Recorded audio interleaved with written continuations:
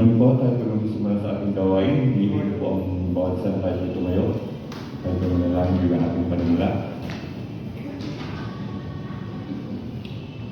Panginoong Jesus, narito kami, nagpupuri, nagpapasalamat kami sa inyong kabutihan sa aming mga buhay.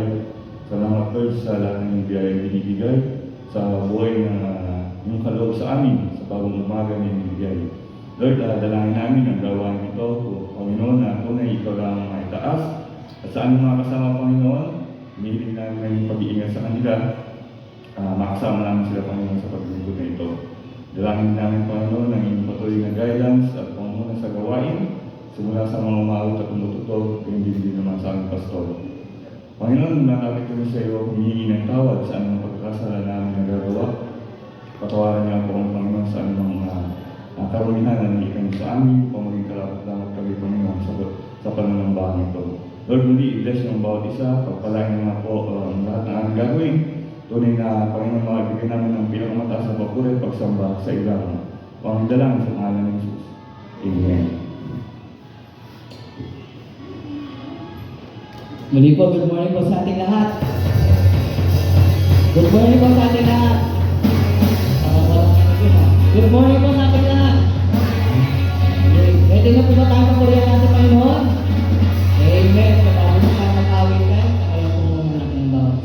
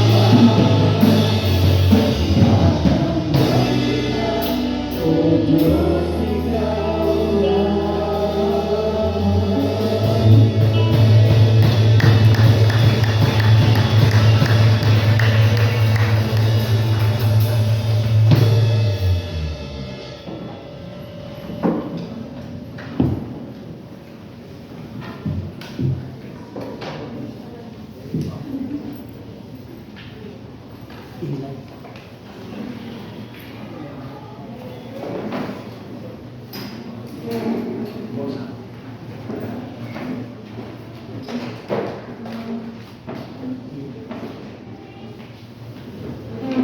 morning po.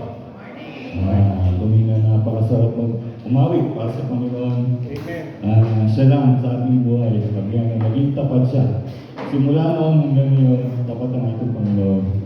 Kaya po sa mga oras na ito, tinatawag ko po ang mga bata, sila naman po ang ating pagpalain sa pamamagitan po ng panalangin para po sa kanila. Panginoon Jesus, Lord, sa harapan niyo Panginoon, mga bata ito, tinataas namin sila sa inyo at dinadalangin namin, Lord, ang patuloy na pag-iingat sa kanila at pagpapala. Sa kanilang mga magulang at guardian, Lord, i-bless na po sila. Pagpalain yung bawat isa upang mai-provide, Lord, ang lahat ng pangailangan ng mga batang ito. At Lord, sa kanilang pag-aaral na ginagawa, ikaw magbigay ng karunungan at kaalaman at mga talento, Panginoon, na kanang magamit, Lord, sa kanilang pag-aaral.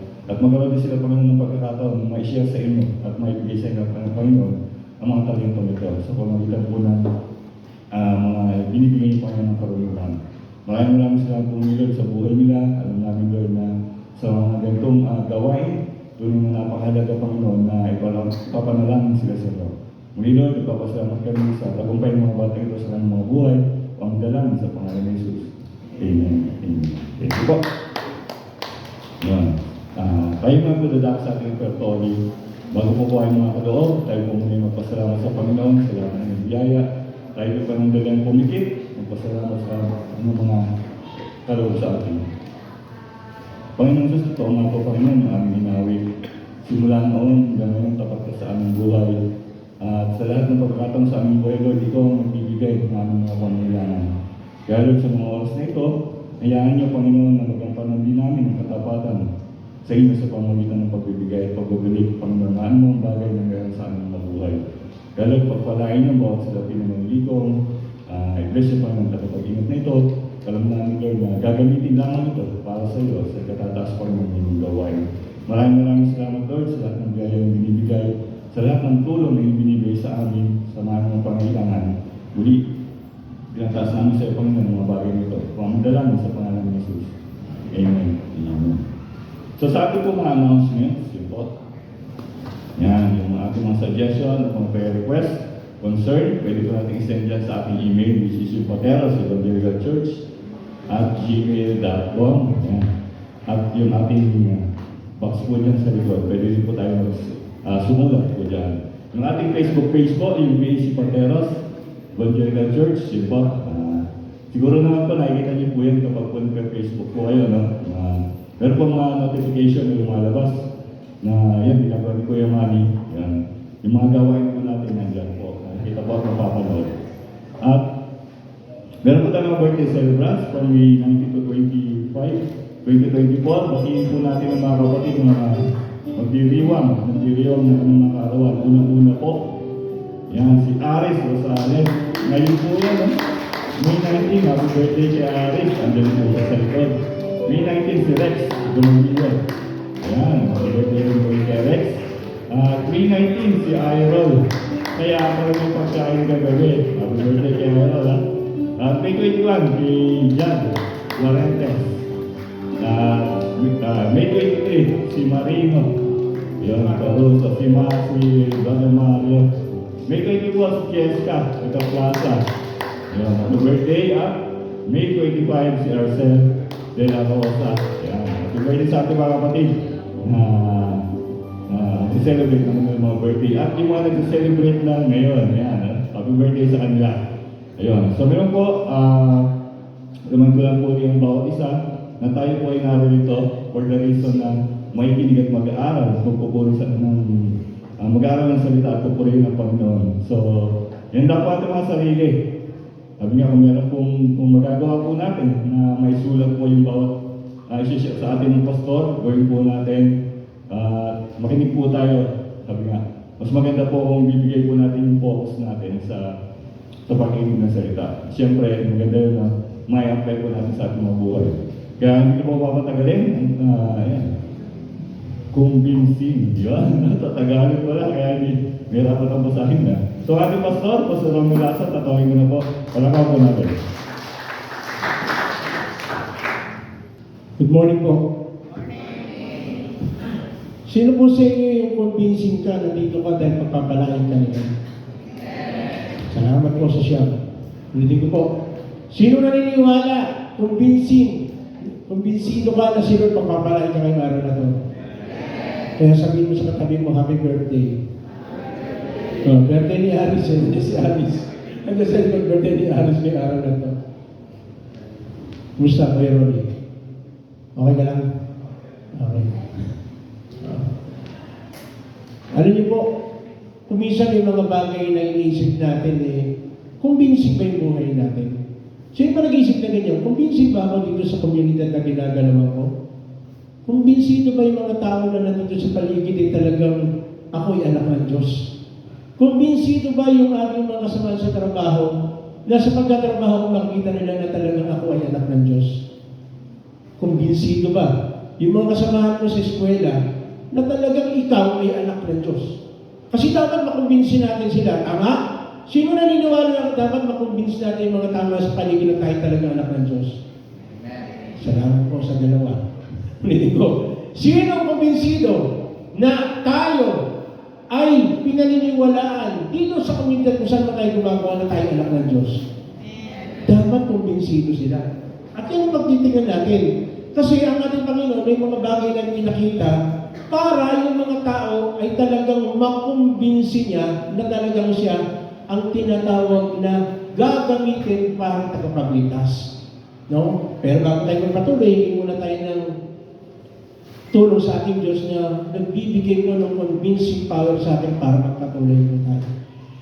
Panginoon, maraming salamat. Ikaw ay isang napakabuting Diyos na patuloy na gumagawa sa buhay ko namin. Kaya kami ay kumbinsido na talagang ikaw ang nagpapatakbo ng buhay ko namin.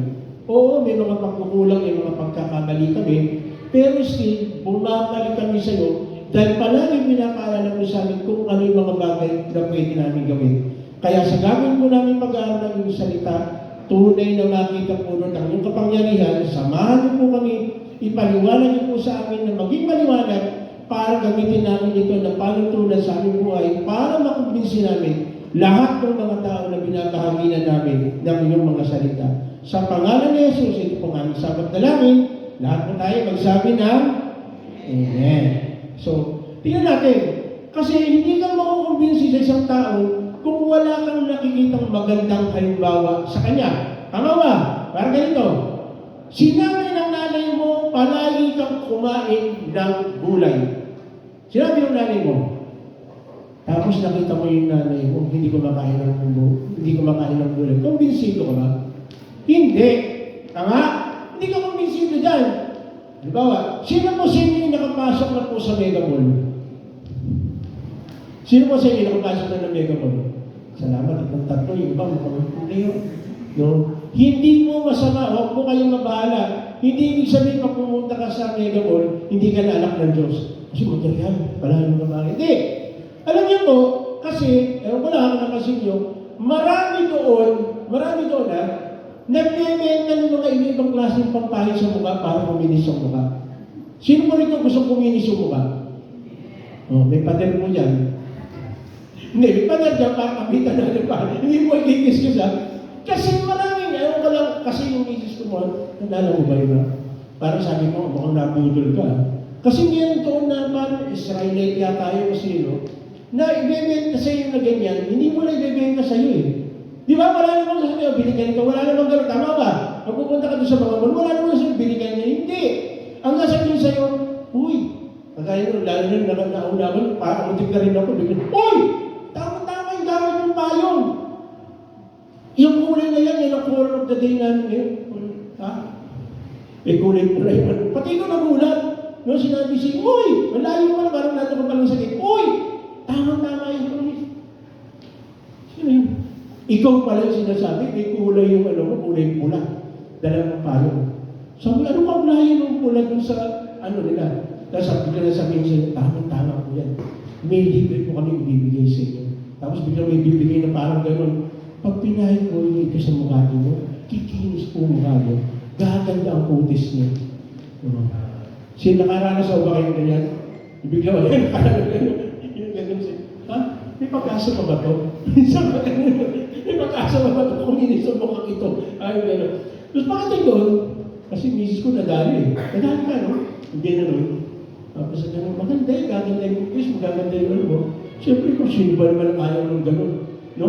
Maging kakutis mo si Alvin. No? Sarap eh, parang nakikita mo mga ba, kaharap ka sa sarili, wow, wow, wow, ganun-ganun ka, maali yung mukha mo. Kaya lang, sad to say, pag nandun ka na, ang mahal pala. So, gagawin mo, ikaw pag wala kang pera, madi-disappoint ka. Tsaka ang tanong, totoo ba yun? At ang nakakatawa pa nito minsan, yung nagbebenta, sasabihin pang pakiisip ka, pero makikita mo yung mukha, puro gasgas. Nakakita na kayo gano'n? Nagbebenta na. Kaya nga hindi sila pumili ng mga model. Kami sa mga model, sa mga ano, nakakita ka na ng pampagandang ba, yung pants. Tapos nakita mo, hindi naman pala maganda, o nakita mo, ang gas-gas ng mukha. Bibili ka ba nun? Hindi. Bakit? Hindi kasi siya convincing. Kailangan patunayan. Tama ba? Kailangan patunayan na talagang totoo yung binibenta mo. Alam mo ba na tayong mga mananampalataya, ang binibenta natin si Jesus? Pinapakilala natin si Lord na isang Diyos na nagbibigay lahat ng pangangailangan natin. Di ba? Kailangan palagi, kaya nga, hindi mo sapat yung kasi, ewan ko lang, doon meron ka rin doon, may mga t-shirt na tungkol doon sa mga Bible quotation, nakalagay dito, diba? Ang mahal ng Diyos, tapos nakalagay sa likod, binibigyan ng biyaya ng Diyos. Yung bang lahat, nakalagay ang tanong, pinapapala ka ba talaga? Kasi kailangan convincing eh. Tama ba? Kailangan convincing. No. Nalala ko nun. Luyan. Bon. Kasi inaano ko nun eh. Yung kinukwento ko nun pala. Ulitin ko lang. Yung pala yung kinukwento nun. Nakonvince ko ako ng isang fraternity. Nakonvince ako ha. Nakonvince ako. No, pumasok ako sa fraternity kasi. Nakonvince ako. Sabi nga sa akin yung isang brad. Sabi sa akin yung isang magiging brad ko. Sabi, brad, huwag ka magalala. Akong bahala sa'yo. Sasaluhin kita. Nung isang kahapon, pumunta ako doon sa tinatawag ko na mga kabats ko nung high school. Tatlo doon, kabrad ko. Sabi ko, nagkukwento ko kami rin. Sabi ko, bakit ako nakumbinsi bakit pumasok? Kasi sabi gano'n sa akin, sasaluhin daw ako. Tapos tinanong ko yung brad, ano bang pagkakaintindi mo nung sasaluhin? Sabi ko sana. Hindi sabihin, hindi sa titirahin ka ng 30, 15 na lang. Sasaluhin ka eh.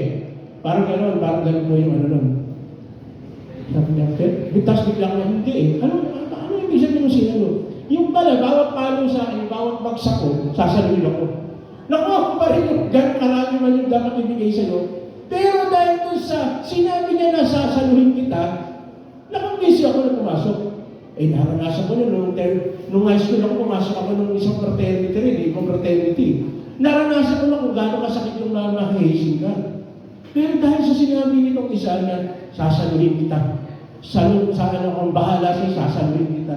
Yung pala nasa likod ko, yung bawat bagsak mo, sasaluhin na, ilan yun? So, ibig sabihin, sa madalit sabi, nakumbinsi niya ako. Alam niyo ba na tayo mga Kristiyano, dapat may convincing power tayo. Para yung tao, sinisira natin ang salita ng Diyos, makumbinsi natin. At ito po ang maganda eh. Ang ating Panginoong Susko, pinakita niya para makumbinsi niya yung mga tao, na which yun ang gagamitin natin para makumbinsi natin yung mga tao na meron tayong isang dakilang Diyos. Pinata natin kanina, kadakilaan ng Diyos. Pero habang pinakita natin ito, kumbinsido ka ba doon sa kinakanta mo? Kasi kung kumbinsido ka, yung lyrics ng kanta, yung napakabuti ng Diyos, hindi mo pwedeng hindi ka mapataas ng kamay.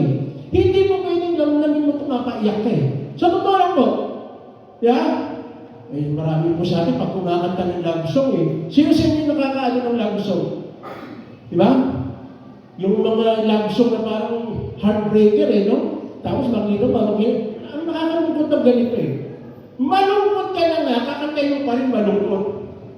Nakalas ba kayong gano'n? Ang lungkot ng buhay, kakantay mo malungkot pa rin. Tapos may iiyak ka. Ha? Iiyak ka, bakit? Malungkot eh. Malungkot ka lang nga, kinanta mo pa malungkot. Talagang malungkot.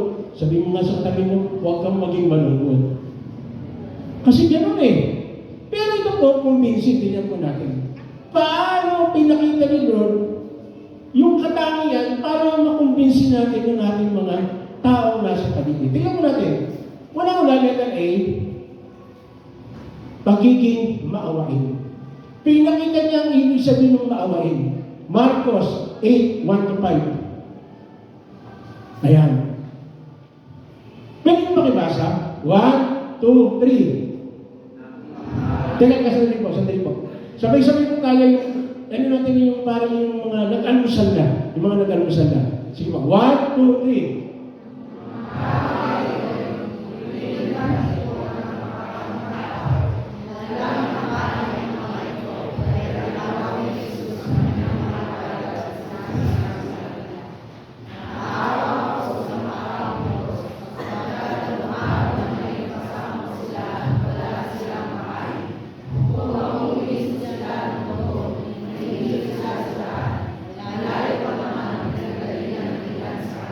Okay, amen. Teka mo na. Honey, mamaya mo na.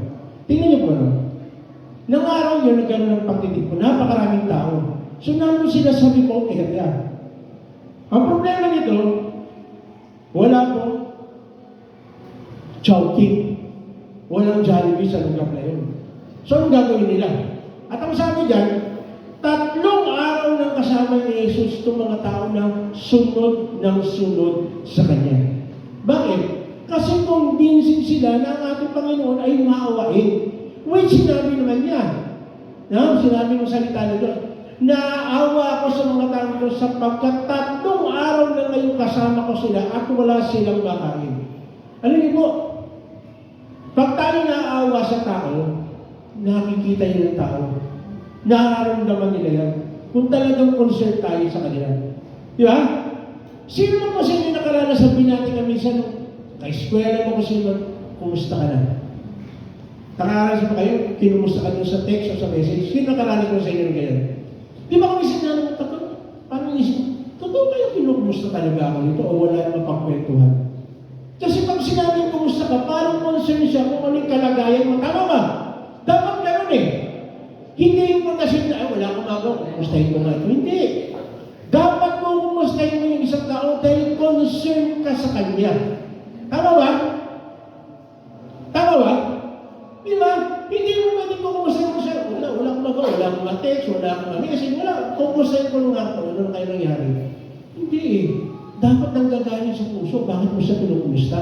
At kung meron mo siyang problema, handa ka na tumulong. Handa ka na magbigay ng advice kung kinakailangan. No? Anong sabi ng ating Panginoon?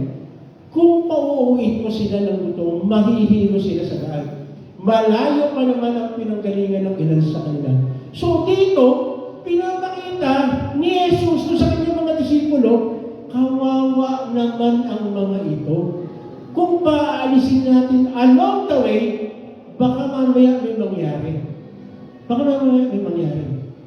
Again, babalikan ko po. No, siyempre, may alam po yung karanasan ko. Nung ako po ay, bro, pasensya na, medyo inaano ko lang hina-highlight ko isa. Nung ako po ay nagkaroon po ng initiation nun, walang sumama sa akin pauwi. Umuwi ako mag-isa. Nahihilo ako sa daan. Alam niyo po, kasi nag-aaral po ako sa PMI, nawala ko yung libro ko ng accounting. Hindi ko alam kung paano ako nakauwi. Hindi ko alam. Kaya kung isa binabalikan ko, totoo kayo may concern yung mga brand ko naman sa akin. Kasi kung may concern ka, meron kang gagawin. Tama ba? Hindi mo hahayaan na basta ka nalang iwanan. Which, nakakalungkot minsan yun ang nangyayari. Pagkatapos may nangyari, iwanan ka na, bahala ka sa buhay mo. Nakakalungkot. Pero ang ating Panginoon, kung titignan natin, hindi siya ganun. Sabi niya, kung pauwiin ko sila ng gutom, mahihilo sila sa daan. Ano ang pwede mangyari pag nahilo sila sa daan? No? Ano mangyayari? Makikita natin, sobrang concerns ang ating Panginoon doon sa mga tao na nangangailangan ng awa. Tignan mo yung katabi mo, mukha ba kawawa? Naawa si Lord dyan. Naawa si Lord dyan, kaya gusto ng Lord maamutan yan, makita yung kabuhayan. Tignan po natin verse 4. Ito po ay isang liblib na lugar saan po tayo kukuha ng pagkain para sa ganito karaming tao. Ito, concern. Mahirap. Nakaranasan pa kayo? May kumatok sa bahay ninyo. Sino ba nakaranas ka? May kumatok sa bahay ninyo. Baka meron po kayong konting pagkain dyan. Nakaranas ko kayo din kumatok? Siguro sila kapatid na ano, di ba may busugan doon? Nakaranas ko kayo may kumatok? Pwede mo bang makikain? Makikita mo, ang bayad ba ito? Pwede mong makikain? Sasabihin. Siyempre, sabihin, naawa eh. Opo, pwede po may dalawang itlog. Gusto mo yung laman pang dalawang itlog yung kakainin. So, nangihingi. Hindi, kaya ko pa nasasabi yan. Diyan sa bahay ko kasi may nangyari. May kumatok, humingi. No, wala mo silang pangsain. So, binigyan ko ng bigas. Alam ko, natatanda ng asawa ko natatanda. Binigyan ko ng bigas. Pagkabigas ko ng bigas, bumalik. Wala ko ba kayo kahit konting uling? Uling. Kasi magluluto sa uling. Sabi ko, alam mo sa totoo lang, baka minsan may kalukuhan niya sa ito. Gusto niyo po dito na kayo tumira? Sabi, kaya lang pinili ko, baka mami, tutuwanin ito ah. Mga dito nga tumira ito. Binigyan ko na lang po ng uling. Ano ibig sabihin? No? Ano ibig sabihin ito? Maraming mga tao na kailangan ng tulong. Maraming tao na kailangan ng kalinga. No? At dito, ang ating Panginoon, hindi niya tinakbuhan o inayawan ito. Sabi niya, ilan ang tinapay ninyo? 7 po, sagot nila. Alam niyo, basic mo rito, kung titignan po natin, sino Jesus man, di man niya lahat alam ng bagay? Sino naniniwala si Jesus ay all-knowing? All-knowing, alam niya lahat ng bagay. So, alam niya yung kanyang sinasabi. Bakit kaya kailangan pa niya tanungin yung kanyang mga disipulo, ilan yung tinapay? Bakit kailangan pa niya tanungin? Ano yung pagpapakita lang ito? Ng ating Panginoon, gusto niya, itong mga disipulo, ma-develop po yung tinatawag po natin pananampalataya. Yung tiwala sa Kanya. Kasi kasama na siya eh. Di ba? Actually, bago nangyari ito, marami na siyang mga himalang ginawa. No? May naunang pa rito na nagpakain siya ng 5,000. Ito, 4,000 lang. Yung makakainin niya ngayon. So sa madaling sabi, kung titignan mo mabuti, kung babalikan mo lang yung nakaraan, masasabi mo, ay kaya mo ninyo ito. Dapat gano'n ang sagot ng mga disipulo. Kaso hindi eh. Di ba, ang tanong sa kanya, pwede mo pauwi na natin ito, walang makain dito, remote area ito. Sabi gano'n. Kaya tingnan po natin. Kaya may convincing power ng ating Panginoon. Hindi lang siya maawain eh. Hindi lang siya maawain. Letter B, action man siya. Action man siya. Kasi malamang magsabi, kawawa ka naman, wala kang makain. Sige, pag-pray kita para yung bituka mong maliit, kainin yung malaki, para kusog ka. Ganun ba yun? Kasi hindi ganun eh. Ano sabi niya? Basahin natin. Pinaupo ni Jesus sa lupa ang mga tao at kinuha ang 7 tinapay. Nagpasalamat siya sa Diyos, hinati-hati ang mga tinapay at binigay sa mga alagad upang ipamahagi ito.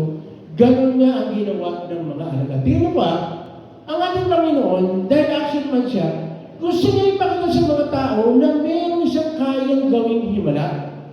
Alam niyo ba na tayo po ay kaya rin natin gumawa ng himala? Siyempre sa tulong ng Diyos. Kasi kapag gumawa tayo ng himala, ang mga highlight yung kaputihan ng Diyos. At yun ang gusto mangyari ng ating Panginoon. Kaya itong mga alagad niya, actually OJT ito. Kasi pag wala na si Jesus, ang ating Panginoon, ito rin ang gagawin nila. No? Ganun na nga ang ginawa ng mga alagad. Sumunod, nani? Mayroon din silang maliliit na dilis. Maliliit na isda. Muli siyang nagpasalamat sa Diyos at pagkatapos sa inutos niyang ipamahagi din iyon sa mga tao. Pamigay, kumain ng lahat, at, ano daw mo? Kumain siya ng lahat at, nabusog. Tingnan mo, kulang yung tinapay, kulang yung isda, pero pwede pa lang Ano kaya, yung isda kaya nagbublot, lumolobo, yung tinapay lumolobo, para pagdating dito sa loob, lumalaki, busog ka. Kasi hindi naman ganun eh. Ito yung tinatawag na himala. At ito pa nakakagulat, kumain sila ang lahat at nabusog. Tandaan po natin ha, kulang, pero nabusog. Pwede pa na mangyari yun. Pwede pa na mangyari yun. No, kakain tayo, kung titignan mo sa ano natin, yung spirit sa physical natin, hindi tayo mabubusog dito. Pero nasabi dyan, nang tipunin nila ang lumabis, nakapuno pa sila ng 7 kain. Nagkulang, pero sumobra. Ganyan po katindi kung wala ang ating Panginoon. Action man po siya. Alam niyo po, ito po yung gustong buksan ng ating Panginoon. Gusto niya ipakita doon sa mga kanyang mga disipulo na hindi sapat nung maging maawain tayo. Hindi sapat. Kaya kapatid, kung sa mga panahon ito, madalas kang maawa, ang tanong, anong ginagawa ko? Baka po, kawawa ka naman, kawawa ka naman, kawawa ka naman. O sige, kawawa ka naman, umalis ka na. Pwede ba yun? Hindi pwede yun. Sa ating Panginoon, naawa at nagbunga ito ng aksyon. Kaya kasi namin dito sa Santiago, tingnan mo natin. Pwede yung pakitasa? 1, 2, 3.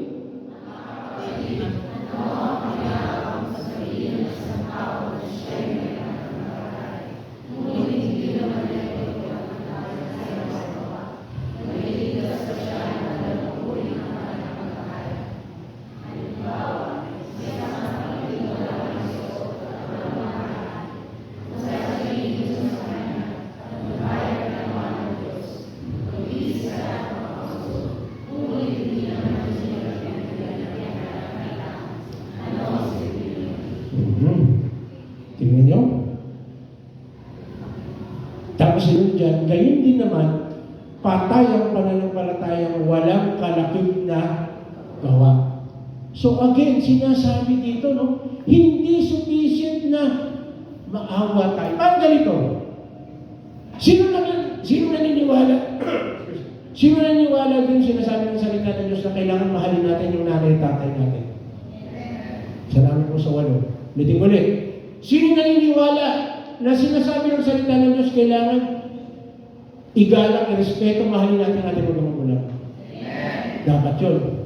May kasamang kalakip na buhay, mahabang buhay.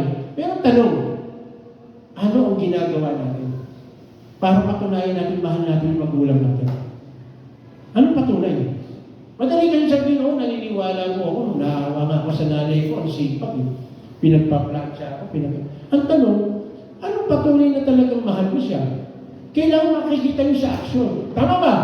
Mga bata, mahal mo si nanay at tatay mo. Huwag kayo magpasaway. Tama? Mag-aaral kang mabuti. Gusto mo pa naman, kailangan palaging susundan ka pa kung saan ka nag-aaral. Mag-aaral kang mabuti. Submissive kayo para kay nanay at tatay na makita nag-aaral kang mabuti. Tama ba, mga magulang?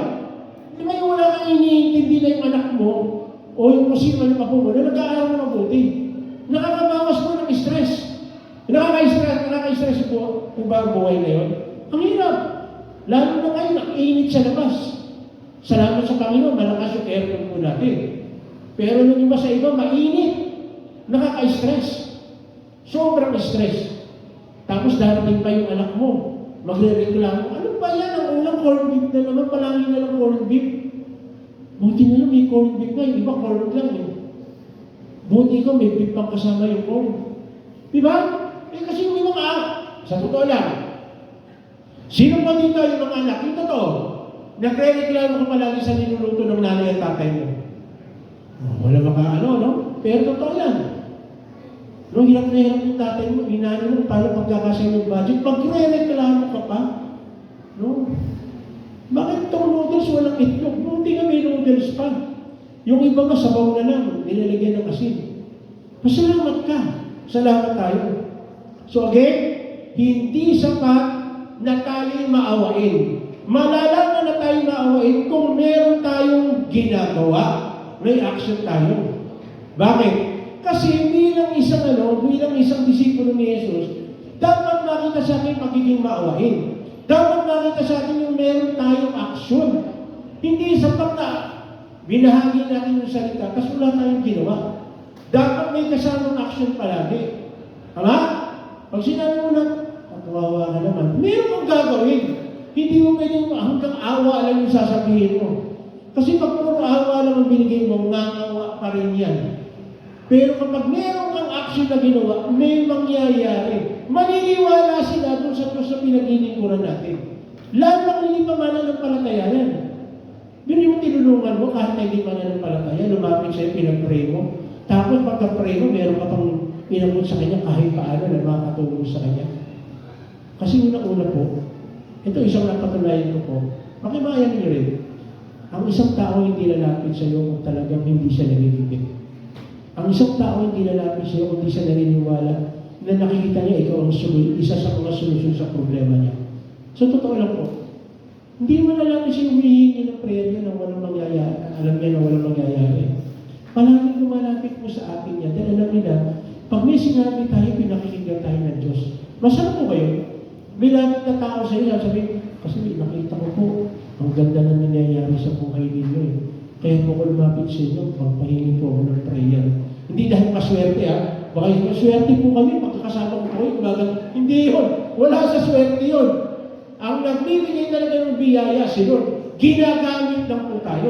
At bilang disipulo, kailangan mapakita natin ito.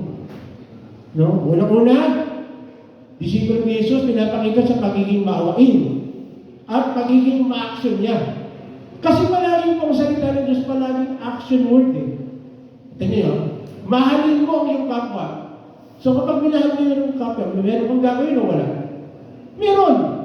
Pag sinabing, sarbahin mo si Lord, may gagawin ka o wala? Meron. Ano yung gagawin mo? Pumunta ka sa church. Magbabasa ka ng kanyang salita. Kakanta ka, awitan mo si Lord. So merong action palagi eh.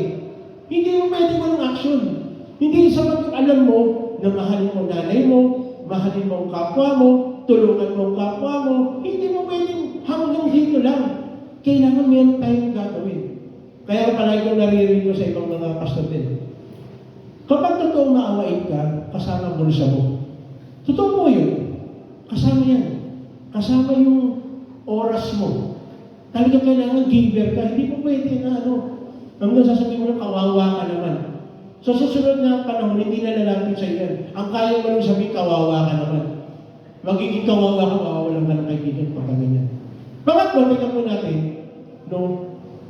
para tayo maging convincing, sabi niya, pagiging handa sa pagtugon. Doon, salamat ha.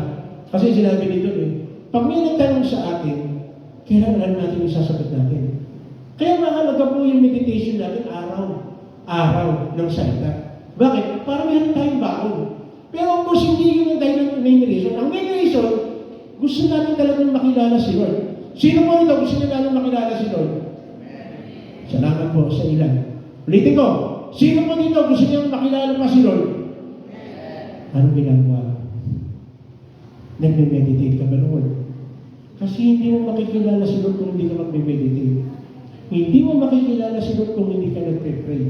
Hindi mo makikilala si Lord sa pamamagitan ng naka-standby ka lang dyan. Hindi mo makikilala si Lord sa pamamagitan ng pakikipagkwentuhan lang sa kaibigan mo. Hindi mo makikilala. Kailangan meron kang time para dito sa salita ng Diyos. Kung wala kang time, hindi mo makikilala si Lord. Ano pakikinggan mo? Kung ano ang time.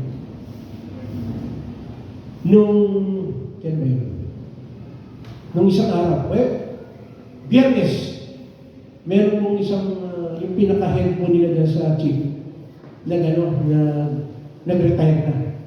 So, nagsalita po yung Nico dito sa may, ano tawag dyan doon? Yung tabi ng Agila. Basta may kainan dyan. So, ilan nila ganyan. Puro mga pulis. Nandun si chief of police. Nandun sila lahat. Tapos nagsalita po ako. Nagsalita ako. Sama naman ng Diyos, okay naman. Convincing naman. Kaya lang, may nagtanong. Hindi naman doon, nung nakaupo na ako. Sabi gano'n sa akin, nagtanong. Kasi nagiinuman sila Nagiinuman. Pastor, okay naman siguro uminom kahit konti. Ano sa akin. Hindi ako makasabi. Hindi ko inaano dahil nakainom na siya Di ba, Pastor? Ganun mo ka sabi. Medyo, binulungan. Medyo nayayawag nga kasi nung nandun ako, nakaupo ako ganyan, kumakain ako. Biglang lumapit sa akin. Yung, lalaki mo to ha, lalaki mo. Lumapit sa akin, lumapit yung mukha rito, pinahalikan ako. Sabi ko, mukhang bumibigay ka na bro ha. Hinahalikan ako rito. Di ba, Pastor, okay, may okasyon naman sabi ko sa akin. Hindi ako kumikibo. Kasi yung, siyempre mahirap mo kontrahin, baka naman magalit sa'yo. Mahirap naman umayong ka din. Parang pagkasusunod magkita ko, tingnan nyo, si Pastor, napailong ko. Pwede ka lang eh. No. So sa madalit sabi, pinipilit niya ako. Binuksan yung isang sunbig light. Inkan. Ang lamig. Yung init ng panahon. Tapos, pagdating dito, binigyan ako ng pagkain, binigyan tapos sa Pastor, nagusa ko ba yung niluto kong tinuguan? Ganun sa akin, tinuguan daw. Sabi ko, oo, sarap eh. Pastor, niloloko mo ako kung konti na naman ang kinuha mo eh. Ganun sa akin. Sabi ko, nakikita ba niya yung kinukuha ko talaga? So sa madalit sabi, may tinanong siya sa akin yung sa pag-inom na. Alam niyo po, dapat maging ganda tayo ulit. Maging ganda tayo ulit.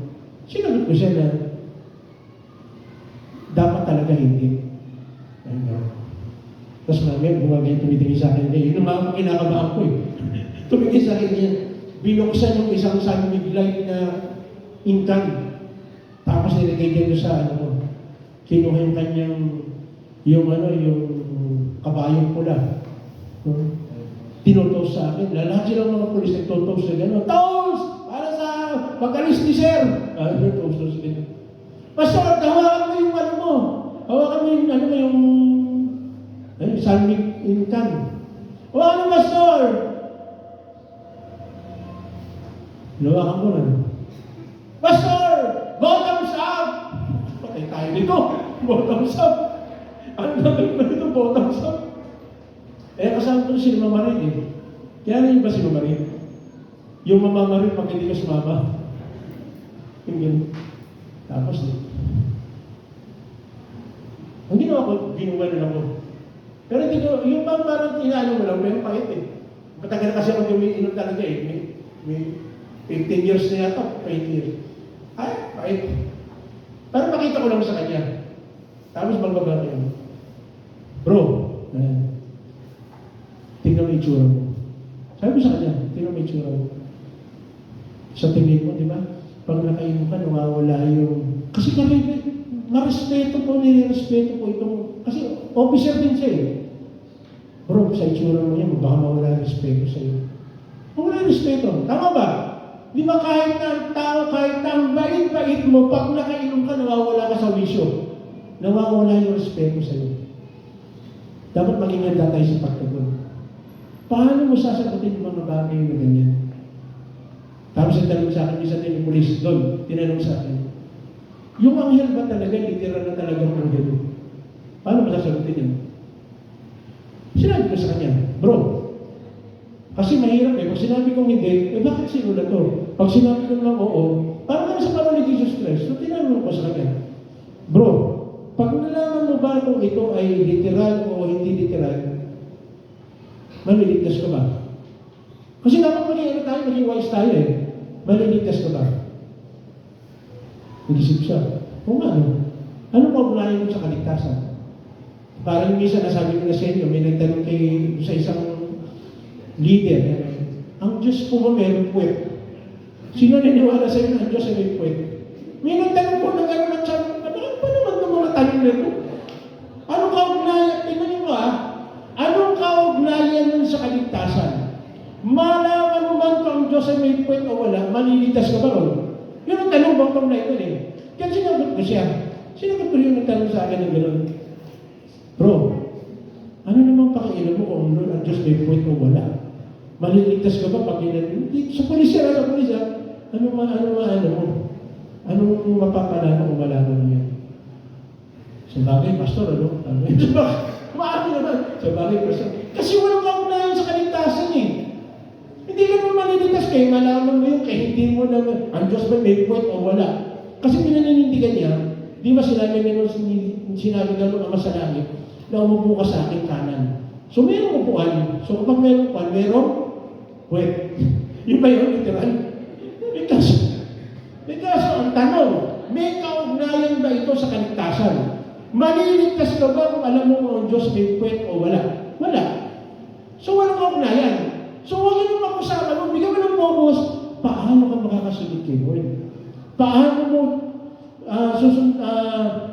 susundin yung kanyang mga utos? Kaya sinabi dyan, Marcos 8:11, may dumating ng mga Pariseo at nakipagtalo kay Jesus. Alam niyo ba pagka ikaw nagbabahagi ng salita ng Diyos, may makikipagtalo sa iyo. Again, share ko lang po. May nagtanong sa akin, Pastor, di ba yung Diyos ninyo at yung Diyos namin parehas lang? Ano sagot mo dyan? No. Ano sagot mo dyan? Tapos sinalabas pa yung kanyang cross, yung cross na may tao. Sabi ka na, ano sagot mo dyan? Sinabi ko lang, napakasimple. Para ligtas ko tayo. Ako po kung ano sinasabi ng Bible, yun ang po paniniwalaan ko. Ganun kasimple. Huwag ka makipagtalo. No, huwag ka makipagtalo. Basta sabihin mo lang kung gusto po niyo magbasehan natin salita ng Diyos. Doon tayo mag-focus. Kasi mahilig mo magbigay ka ng isang salita na baka mamaya, wala pala sa salita, eh mapamahiya tayo.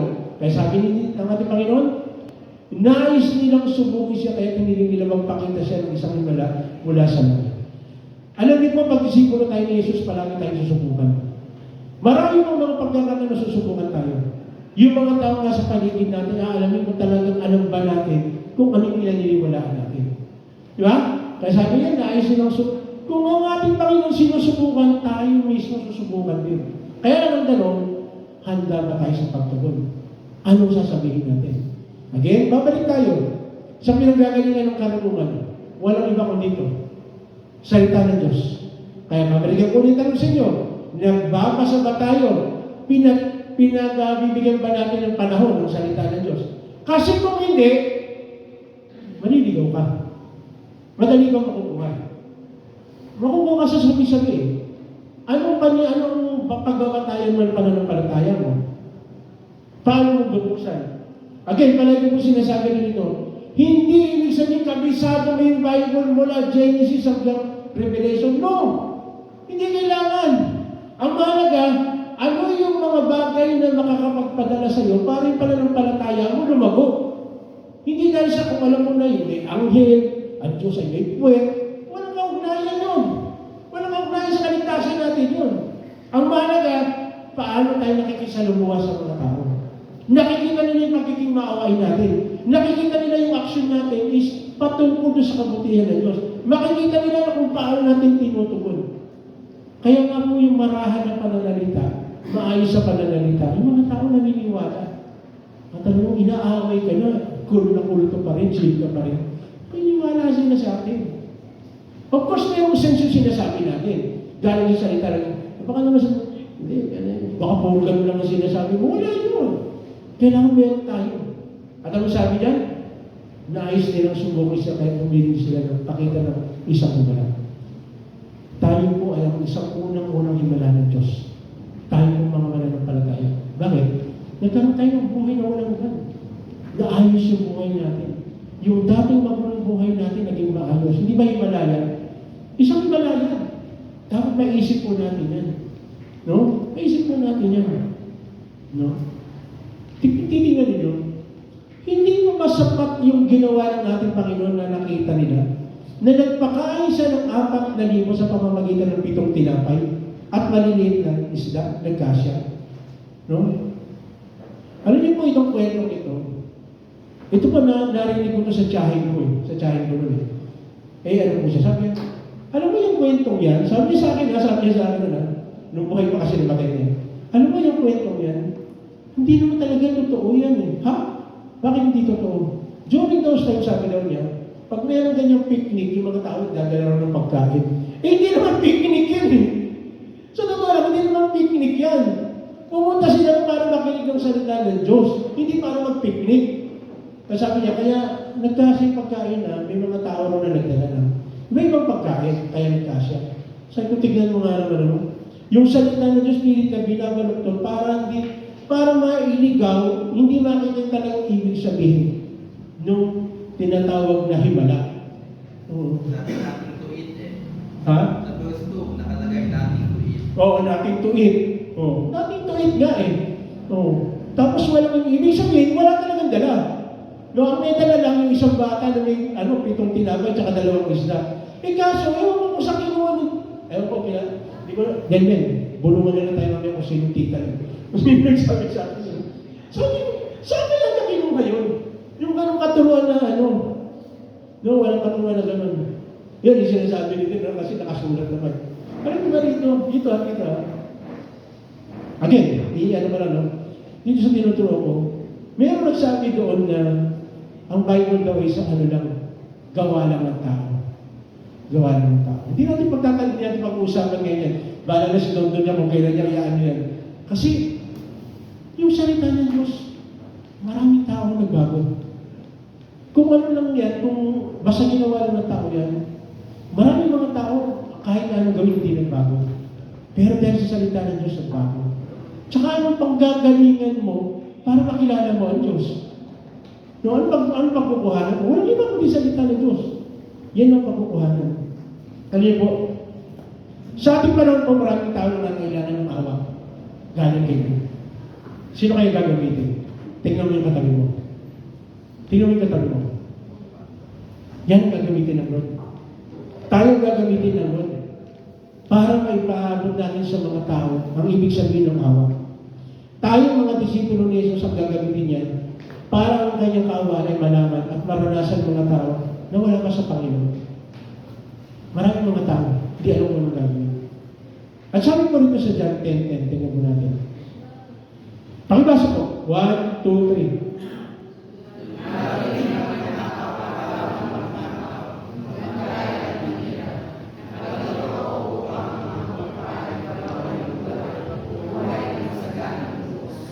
Buhay na masaganang lubos. Hindi dahil nakatira sa masagana. Kila Aris. Masagana sa lugar ninyo eh. Hindi dahil nakatira sa masagana. Ang Panginoong Jesus dumadating para bigyan tayo ng buhay na masagana.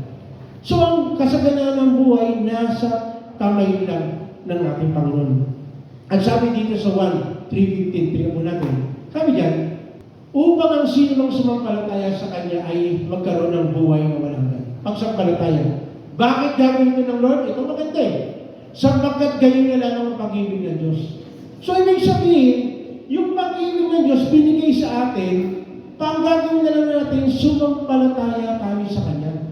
No? Ito po napakaganda eh. Convincing ang pagmamahal ng ating Panginoon. No? Convincing na ang ating Panginoon ay talagang mahal tayo. Dahil mayroong action. Ano yung action niya? Namatay siya sa krus. Yun ang pinaka-ultimate na napakagandang action na ginawa ng Diyos, ng ating Panginoong Jesus. Namatay siya sa krus para sa akin, para sa ating lahat. Dahil sa kasalanan natin. Biruin mo kung hindi niya ginawa hanggang ngayon, nandun pa rin tayo sa kanilang kasalanan. Of course, hindi ko sinasabi na hindi tayo nagkakasala. Tama ba?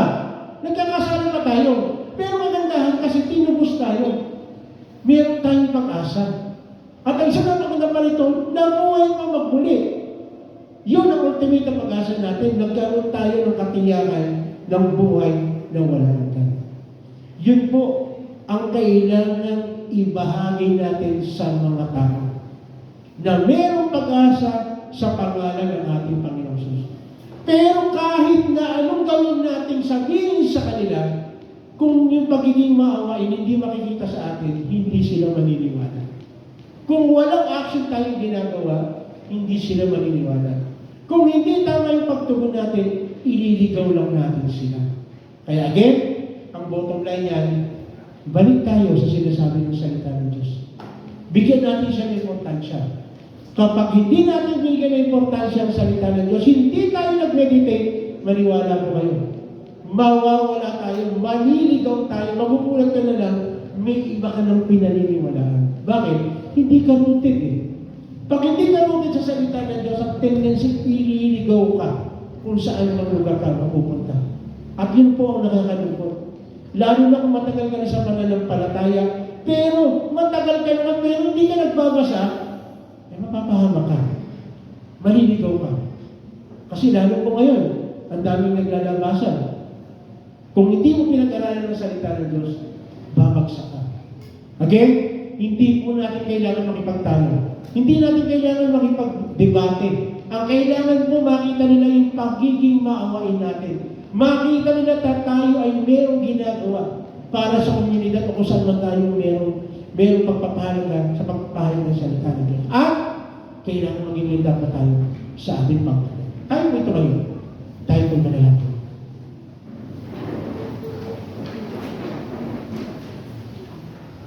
Tinatawag ko po ang praise and worship. Panginoon, maraming salamat. Dahil kayo isang Diyos na convince kami na talagang ikaw ay isang Diyos na mayroong mabuting kalooban, may mabuting puso para sa bawat isa po sa amin. Yung pagiging maawain mo po, pinakita mo po, Lord, sa pamamagitan mo ng mga action mo. At ang pinaka-ultimate na pinakita mo pagiging maawain ay numamatay ka sa krus. Kasi naaawa ka po sa amin na kami po ay mapapahamak kung kami po ay mananatili sa kasalanan. Walang pwedeng tumubos sa aming mga kasalanan. Pero dahil sa ginawa mo sa krus sa Kalbaryo, ang iyong dugo na siyang bumuhos na naging daan para kami magkaroon ng katiyakan at mapatawad sa aming mga kasalanan. Kapatid, sa mga oras ito, baka mamaya mayroong mga bagay na hindi mo ba na isusuko sa ating Panginoon. Mga bagay na kailangan talagang isurrender natin ang ating buhay sa ating Panginoon. Sumampalataya at manalig tayo sa Kanya. Na siya ang tanging pag-asa natin sa buhay nito. Ako'y mananalangin na isang panalangin ng pagsampalataya at pananalig sa ating Panginoon. Dahil ito ang pinakamahalagang bagay na gagawin natin, isurrender natin ang ating buhay sa ating Panginoon. Sa aking panalangin, gawin mo ito na ariin mo na sarili mong panalangin ang panalangin ito. Gawin mo ito na nanggagaling sa iyong puso. Panginoong Jesus, maraming salamat. Dahil sa iyong mga salita, kami ay convinced na ikaw ay isang Diyos na mawain. At pinakita mo ito sa pamamagitan ng action na ginawa mo. Kaya sa action na ginawa po ninyo, kami rin po, Panginoon, ay umaksyon. Kaya sa oras ito, kami nananalig at sumasampalataya na ikaw lamang ang aming pag-asa. Binibigay namin ang aming sarili sa iyo. Patawarin mo po kami sa lahat ng aming pagkukulang, sa lahat ng aming pagkakamali. Panginoon, sinabi po sa iyong mga salita na kung kami lalapit at magpapakumbaba at hihingi ng tawad, ang iyong awa ay palaging natin. Kaya Lord, nagpapakumbaba po kami, humingi po kami ng kapatawaran sa lahat ng aming nagawang pagkakamali. At hayaan niyo po, Panginoon, na palaging malagay sa aming kaisipan at sa aming pangunawa na ikaw lamang ang tanging pag-asa namin sa buhay nito. Muli, Panginoon, salamat dahil sa patuloy mong gagawin sa buhay ng bawat isa at hayaan niyo po, Panginoon, na sa pamamagitan ng awit na ito na inaalay namin para sa iyo na nanggagaling sa aming puso, patuloy umalag ang aming pagmamahal sa iyong pangalan. In Jesus' name, awitin po natin itong awitin ito.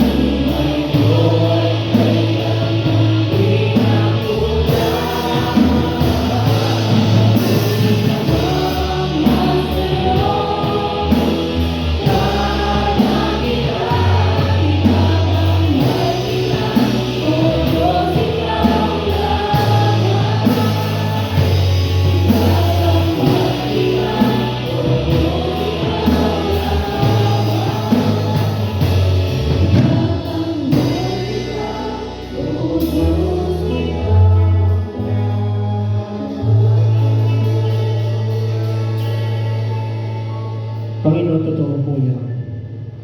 Ang iyong kadakilaan, Panginoon, ay makikita. Even sa kalawakan, makikita yung bituin, yung araw, yung buwan. Ang daming bagay. Kung kami lamang ay magiging aware, bigyan po namin ng pagpapahalaga ito, talaga nakakamangha. Actually, ang pinakamaganda na kami namamangha, kung paano mo kami tinitreat, kung paano mo kami inaalagaan, kung paano mo binibigay ang pinaka-the-best para sa iyo, para sa amin.